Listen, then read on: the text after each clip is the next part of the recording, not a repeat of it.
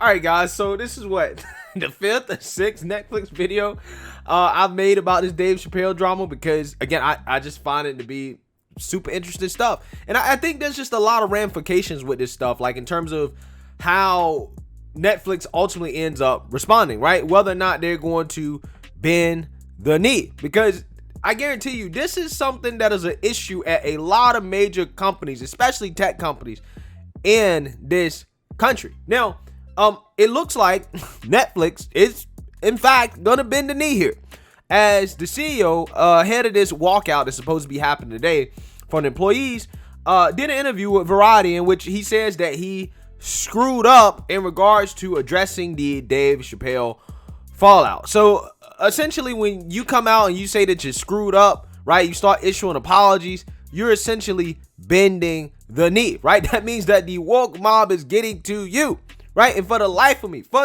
I just don't understand, why is it that this dude just doesn't come out and say, listen, do y'all want a job or not? Yes or no? If you don't want a job, then you can quit. But if you want a job here, then you need to close your mouth and deal with the fact that Dave Chappelle is the reason why you guys are employed, right? Otherwise, if you got something to say, you can get to stepping, right? Because I guarantee you, they would not be apologizing if, let's say, for example, there was some content that offended people on the right, and they said, hey, you know what, I don't like this, blah, blah, blah, we're gonna walk out. They'll tell you, you can just go, right? Because they think that, well, there's not gonna be public backlash from that, right? Nobody's gonna care about that. So they'll let it go. But when it comes to leftist movements, they have to bend the knee, and this always happens. You know, Netflix came out standing strong, but now when you start saying stuff like this, that you screwed up when you in fact did not screw up, right? That means that you're about to bend the knee, right? And I just don't know, man. Netflix, if they start giving in to these demands, there is no way I will ever get a subscription to their platform, right? Even if I had time to watch it. But let's read here.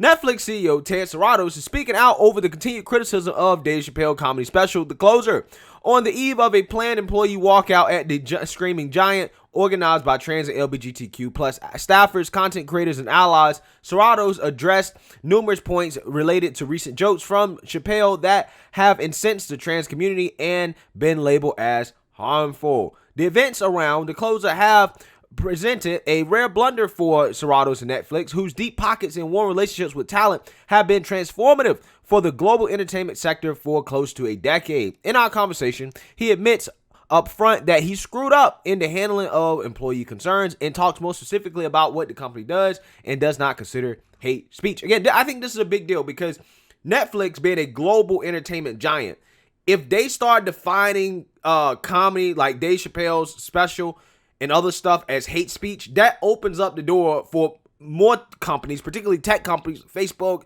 YouTube, all these other platforms, to follow suit. So that's why I have a very invested interest in what's going on in Netflix, because they can set the precedent for more censorship for content creators on other platforms if they bend the knee to the woke mob. So the question is, do you have any regrets about how this process was handled, specifically your internal communications with employees? He says, quote, obviously I screwed up that internal communication. I did that, and I screwed it up in two ways. First and foremost, I should have led with more humanity, meaning I had a group of employees who were definitely feeling pain and hurt from a decision we made, and I think that needs to be acknowledged up front before you go into the nuts and bolts of anything. I didn't do that. That was uncharacteristic of me, and it was moving fast, and we were trying to answer some really specific questions that we were floating. We landed with some things that were much more blanket and matter of fact that are not all that accurate. No. You said what you said because you meant what you said, right? You know that special should not be considered harmful to anybody, right? Any reasonable person, even if you are a part of that community, you know damn well what was said was not harmful, right? You know that. You know it's annoying. You know that you're dealing with it simply because you believe being woke is profitable. So don't sit here and try to tell me that, oh, we was just moving. No. You knew, right? You came out with a statement because you was trying to defend the money, right? You know who lines your pockets, right? You know you made a bag off Dave Chappelle. And what you needed to do is come out here and tell these employees, listen, if y'all want to be employed, you need to shut up, right? You need to pipe down if you want to stay employed. That's what he should have said. Okay? Of course, storytelling has real impact in the world. I reiterate that because it's why I work here. It's why we do what we do. That impact can be hugely positive and it can be quite negative. So I would have been better in that communication. They were joining a conversation already in progress, but out of context. But that happens in turn, emails go out. In all my communications, I should lean into humility up front and not make a blanket statement that could land very differently than it was intended. I'm going to tell you how to express humility, right? What you do is you say, Dave Chappelle is the reason why you have a job, okay? So if you don't want a job, then yeah, we can get rid of them, but we got to get rid of y'all too, right? So we get rid of the closer, y'all got to go too because we can't afford you, right? And see, again, this is what I'm saying. The people that are protesting this stuff don't understand that Dave Chappelle, for their employment, for their livelihoods, he's actually helping them out, right? He's actually doing them a favor because they're benefiting from it, okay?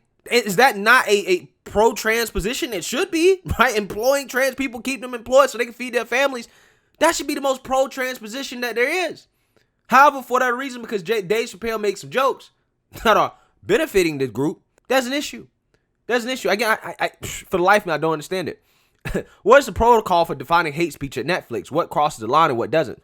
Quote, we're trying to support creative freedom and artistic expression among the artists that work at Netflix. Sometimes we do make sure our employees understand this because of that, because we're trying to entertain the world, and the world is made up of folks with a lot of different sensibilities and beliefs and senses of humor and all those things. Sometimes there will be things on Netflix that you don't like that you even find to be harmful. Where we'll definitely draw the line is on something that will intentionally call for physical harm other people or even remove protections. For me, intent to cause physical harm crosses the line for sure.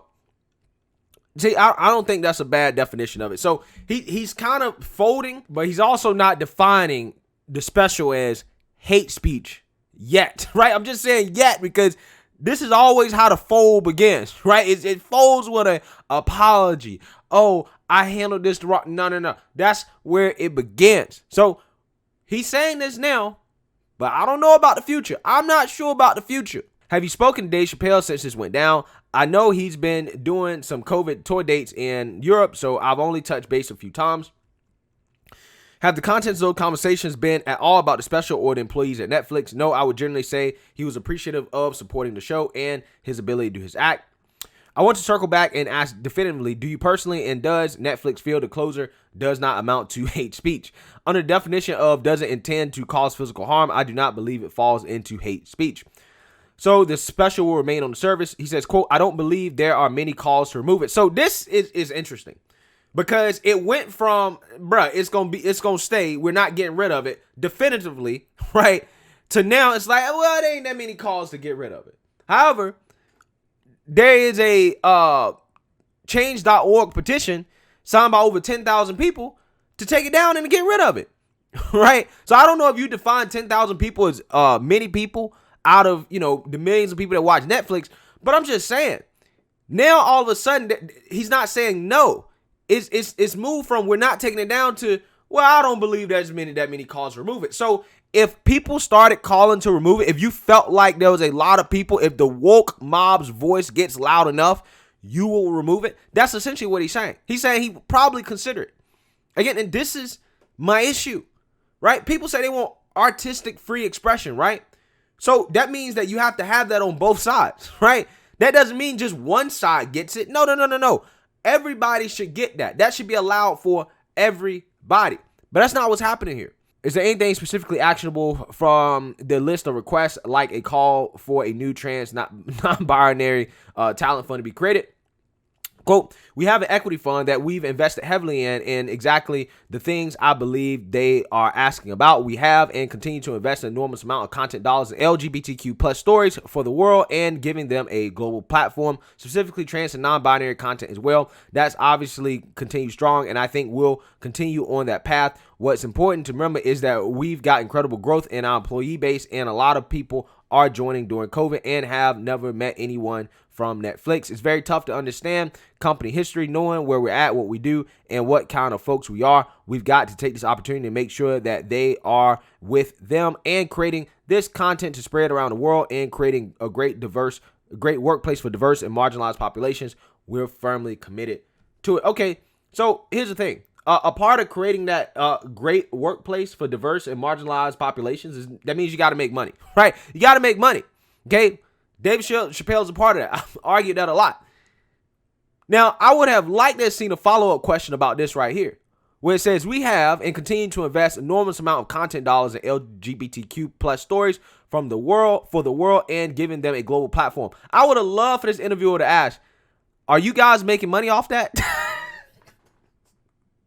Are you guys getting a positive return on investment for that? How much profit have you guys made off of that? Because I guarantee you, there's no doubt in my mind that they've invested all this money into that, and I bet you they have not seen a return on investment on that. At least not yet.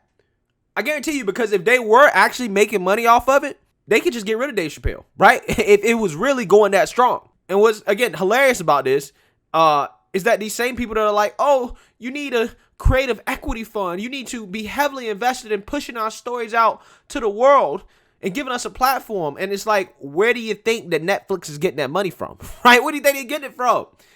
They're getting it from people like Dave Chappelle, right? That's where they're getting it from. Again, these people, they're working against their own best interest. But see, what's happening is, and again, this is what Netflix signed up for. They have to pour money into projects that probably won't be profitable, that probably won't make money, that a lot of people probably won't watch, simply because of equity, right? Simply because there's a demand that for everything that, you know, certain people consider to be, you know, anti-trans or whatever, you now have to make content that is, I guess, pro-trans, right?